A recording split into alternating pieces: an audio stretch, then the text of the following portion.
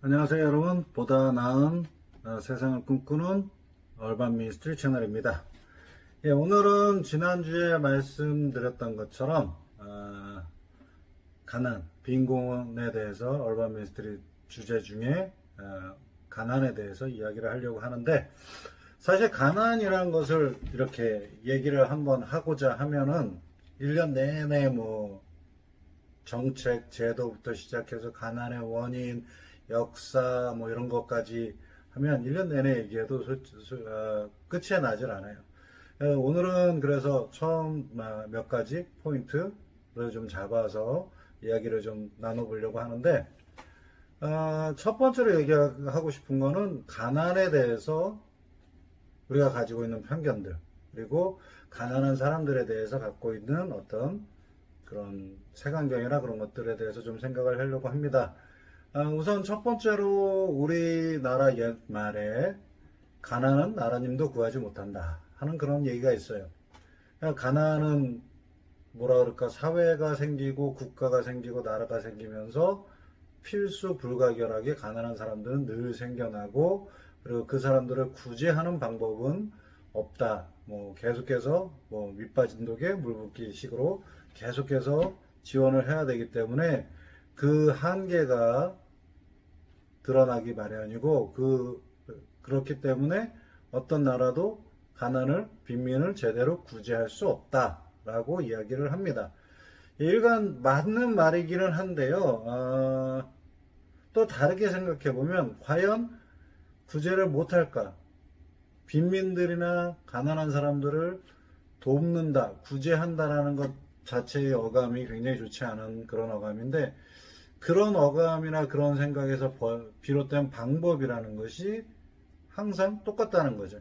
항상 한 가지 방법을 사용하고 그 방법으로 계속해서 뭐라 그럴까, 계속해서 퍼주는 식, 계속해서 담아주는 식의 형태가 되다 보니까 결국에는 한계가 드러난단 말이죠. 아무리 나라가 부유하도 결국에 국고는 바닥에 날 수밖에 없고요. 그렇지만 그것을 조금 더 방법을 바꾼다면 가난한 사람들에 대한 교육과 어떤 공동체 자체가 굉장히 뭐라 그럴까요, 따뜻하면서도 전체를 포괄할 수 있는, 가난한 사람들, 빈민들을 같이, 또한 뭐 이렇게 해서 돕는다, 퍼준다 이런 식의 생각이 아니라 같이 함께 어울려 산다라는 그런 배경 속에서 그런 생각들, 그런 뭐랄까, 저변의 어떤 그런 의식이 공통된 의식 가운데에서 생활을 같이 하고 삶을 같이 살아가면 분명히 좀 달라질 수 있다라고 생각을 합니다. 가난은 나라님도 구제하지 못한다. 왜? 같은 방법으로 계속해서 똑같은 방식으로 일을 하기 때문에. 그렇지만 방법을 바꾸면 완전한 구제나 뭐 완전히 그 사람들을 부유하게 만들 수는 없다고 할지라도, 그래도 인간의 존엄성을 지키는 삶을 살 수 있게, 그런 생활을 영위할 수 있을 정도는 할 수가 있다라는 얘기입니다. 두 번째로 우리가 가지고 있는 빈곤이나 가난에 대한 편견 중에 하나는요, 가난한 사람은 게으르다, 이런 편견이 있어요. 왜 가난하냐?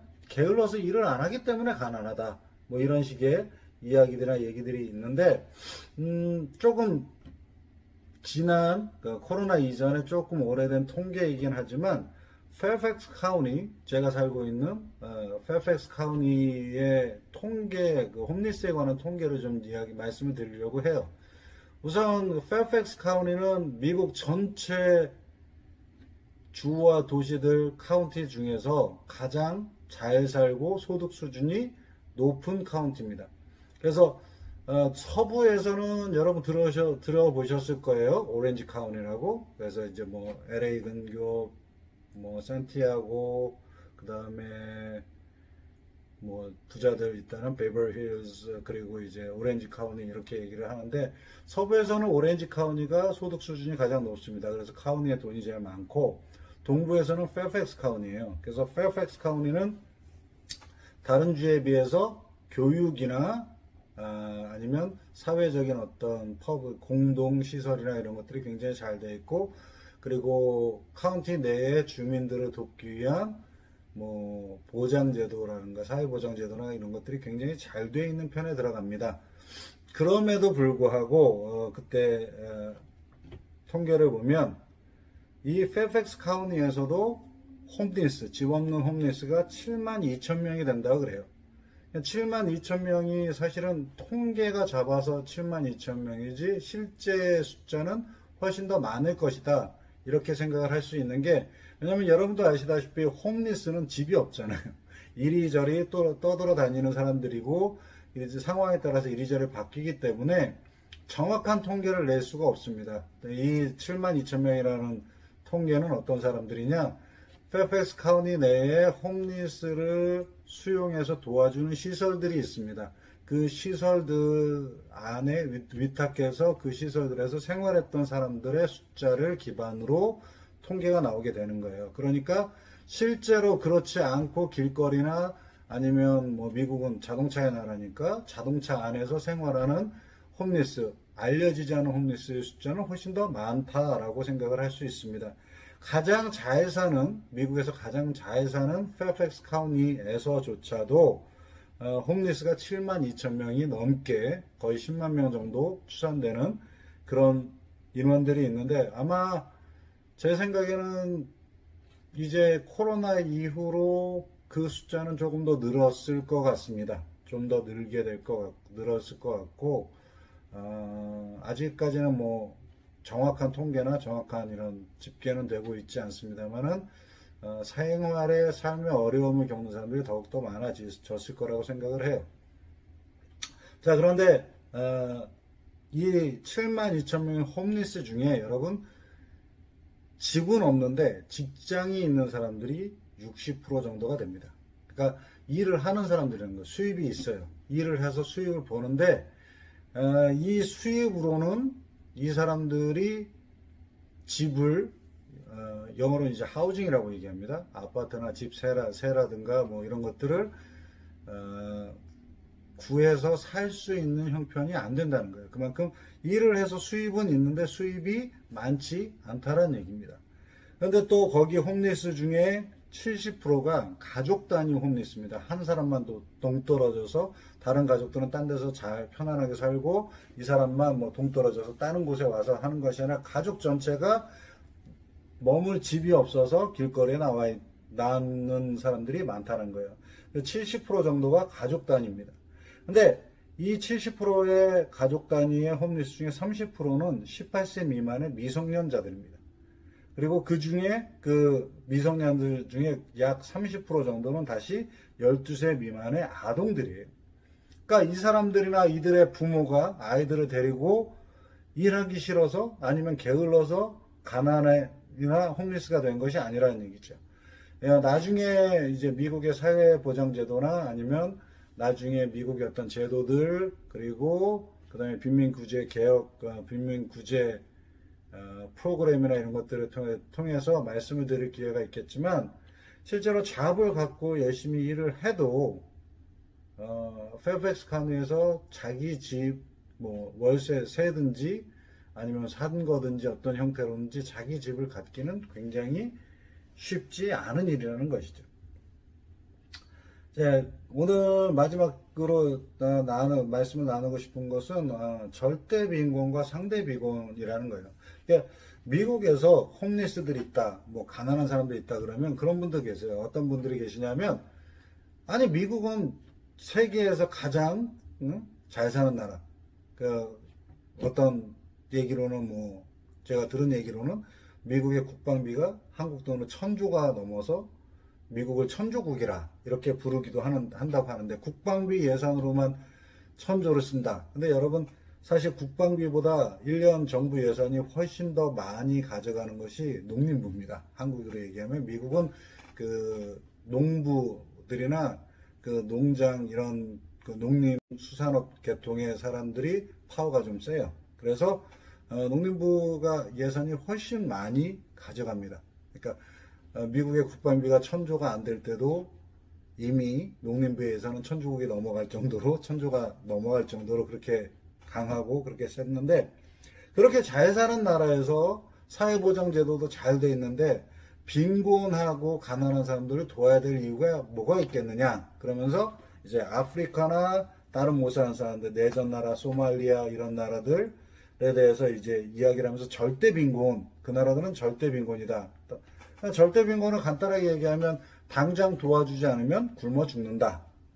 미국 같은 곳은 당장 도와주지 않아도 굶어 죽지는 않지 않느냐, 이런 식의 이야기를 하시는 분들이 있는데, 일견 이렇게 보면 맞는 말 같기도 해요. 그러니까 절대 빈곤의 나라들, 그리고 상대적으로 이제 좀 부유하면서 사회보장 제도나 사회의 어떤 울타리가 있는 나라들과의 뭐 원조나 지원은 동등할 수는 없다. 뭐 이렇게 얘기할 수도 있고, 그렇게 보면 맞는 말 같기도 한데, 근데 여러분 사실 실제 삶을 보면요, 기준은 그겁니다. 절대적인 빈곤에 허덕이는 그런 나라든가, 아니면 부유한 가운데에서 빈곤층으로 분류되는 사람들이던가, 결국에 이들이 느끼는 삶의 빈곤과 어려움, 그리고 삶의 힘들고 고통스러움은 사실 똑같아요. 그러니까 절대 빈곤에서 끼니로 굶는 사람들이나, 아니면 미국에서도, 여러분 사실 미국에서도 하루에 한 끼 제대로 먹지 못하는 사람들 굉장히 많습니다. 생각보다. 그리고 그 사람들이 느끼는 허기나 굶주림, 그리고 사회적인 박탈감이나 아니면 우울감, 절망감들은 비슷하다는 거예요. 결국에는 나라가 어떻고 사회적인 분위기나 배경이 어떻다 할지라도 존엄성을 가진 한 사람의 인간으로서 그 존엄성을 존중받으면서 살아가는 그런 삶의 어려움을 겪는 것은 매 한 가지로 똑같다. 그래서 절대라는 가치, 당장 안 도와주면 굶어 죽는 나라들, 뭐 이런 식으로 생각하는 그런 가치에 치우쳐서 그쪽으로만 눈을 돌리는 것보다는, 뭐 제 생각에는 뭐 7대3 정도? 7개를 그쪽으로 원조를 해준다 하면, 세계는, 여러분 이거는 미국의 홈리스를 도와주라는 얘기 정도만이 아니고, 7개를 다른 나라 최빈곤 국가에 돕는다면, 한국에서도 마찬가지. 10개를 다 돕지 말고 7개 정도는 도와주더라도 3개 정도는 내 주변의 이웃들을 한번 돌아보자는 거죠. 내 이웃들을 돌아보고 그들에게 필요한 도움이 무엇인지를 살펴보고, 그들을 살펴보고 그것을 제공해 주는 것이죠. 그러니까 사실상 여러분 이렇게 보시면 그래요. 절대빈곤해서 그 절대빈곤의 나라들이나 절대빈곤 쪽으로 모든 우리가 가진 총력을 다 더해지게 되면 무슨 문제가 생기느냐. 이쪽에 있는 빈곤층의 경우는 여러분, 제가 말씀드렸죠. 직장이 있어요. 직장이 있는데 집세를 감당하지 못하고, 그리고 학비를 감당하지 못하고, 또 미국은 의료 지옥이라고 이야기될 정도로 의료 체계가 형편없습니다. 가족 중에 누가 하나가 아프면 결국에는 홈리스가 되는 경우가 많고, 뭐 사회보장 제도로 그런 도움을 받는다 이렇게 얘기를 하지만, 그런 도움을 받지 못하는 사람들, 그런 도움을 사회 원조나 사회복지제도로부터 도움을 받을 자격이 안 되는 사람들도 굉장히 많습니다.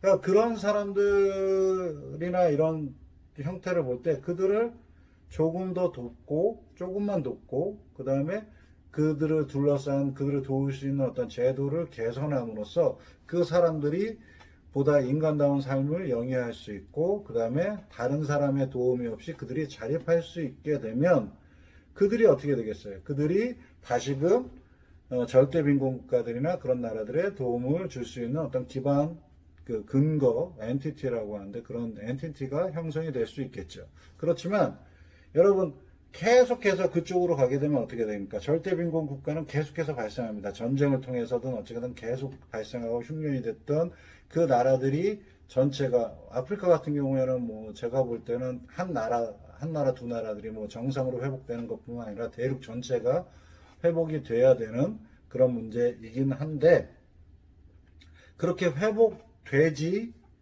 않는다고 한다면 계속해서 그쪽으로 계속해서 도움이나 여러 가지가 그쪽으로 가게 되면, 이쪽 반대쪽은 어떻게 했습니까?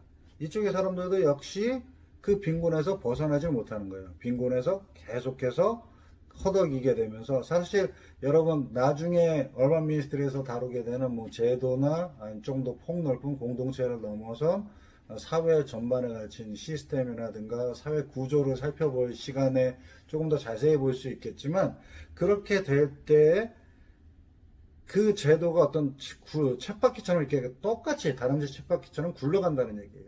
그러니까 빈곤한데 열심히 일을 하는데 돈이 안 돼. 그런다고 이 잡을 관두고 다른 잡을 잡을 수 있는 여력이 안 되는 거예요. 왜냐?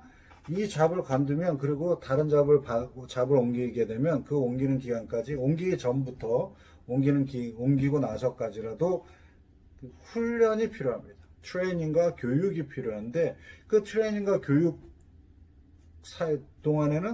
동안에는 생활이나 생계비가 없다는 거죠.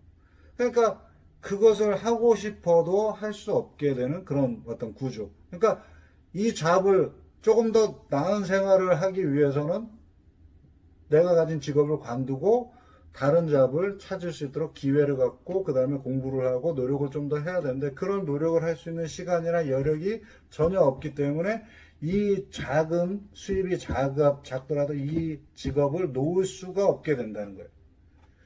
그러니까 그래서 절대 빈곤과 상대 빈곤이라는 그런 말로 뭐 나라와 그리고 뭐 원조나 아니면 사회 제도나 사회 보장 제도나 아니면 여러 가지의 것들을 구분하고 나누지 않았으면 한다는 제 말씀이 되겠습니다. 예, 빈곤에 대해서 이제 첫 시간으로 약간 우리가 가지고 있는 가난한 사람이나 빈곤한 사람들의 에 대한 어떤 편견 그리고 절대 빈곤과 상대 빈곤이라는 개념 그리고 그 개념이 가진 함정에 대해서 잠깐 생각해 봤고요. 다음 시간에는 빈곤에 대한 두 번째 시간으로 이제 도시 빈민들의 어떤 상대적으로 비교적 새로운 유형인 워킹 푸어라고 하는 개념에 대해서 조금 더 같이 생각을 해보도록 하겠습니다. 예, 지금까지 시청해 주셔서 감사합니다. 얼반 미니스트리 채널이었습니다.